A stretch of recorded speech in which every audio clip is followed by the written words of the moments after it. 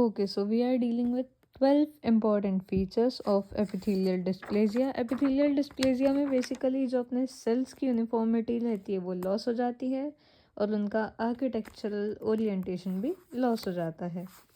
और बात करें 12 इम्पॉर्टेंट फीचर्स, ये बहुत ही ज़्यादा इंपॉर्टेंट है हिस्टोपैथोलॉजी के 12 फीचर्स। सबसे पहला फीचर है loss of polarity of basal cells. Loss of polarity of basal cells, basal cells की पोलैरिटी लॉस हो जाएगी।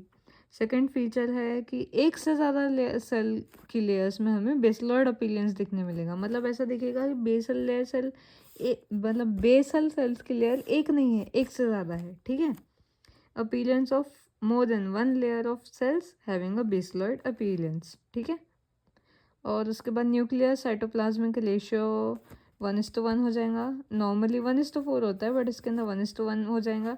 बहुत इंपॉर्टेंट है, ड्रॉप शेप्ड रेटर प्रोसेस देखने मिलेंगे, ड्रॉप शेप्ड रेटर प्रोसेस देखने मिलेंगे। इरेगुलर एपिथेलियल स्ट्रैटिफिकेशन देखने मिलेगा। माइटोटिक फिगर्स इंक्रीज हो जाएंगे और माइटोटिक फिगर्स हमको सुपरफिशियल हाफ ऑफ एपिथेलियम में दिखने मिलेंगे।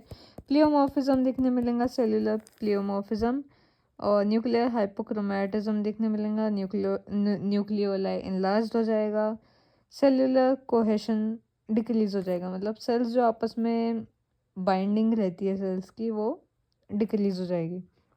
और केल्टनाइजेशन होगा सिंगल सेल्स का या फिर सेल के ग्रुप्स का इन पिल्कल लेयर। That's it.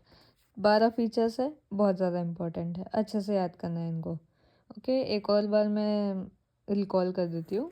सबसे पहला है loss of polarity of basal cells, और उसके बाद फिर बेसल सेल्स में हमको एक से ज़्यादा लेयर देखने मिलेगी, बेसलॉइड अपीलियंस देखने मिलेगा बेसिकली एक से ज़्यादा सेल लेयर्स में। और न्यूक्लियर साइटोप्लाज्मिक रेशियो 1:1 हो जाएगा। ड्रॉप शेप्ड रेटर प्रोसेस देखने मिलेंगे। इरेगुलर एपिथेलियल स्ट्रैटिफिकेशन देखने मिलेगा। माइटोटिक फिगर्स इंक्रीज हो जाएंगे। Mitotic figures superficial half of epithelium में दिखेंगे। सेल्यूलर प्लियोमॉर्फिज्म देखने मिलेगा। हाइपरक्रोमैटिज्म देखने मिलेगा। न्यूक्लियोलाई इनलार्ज्ड हो जाएगा।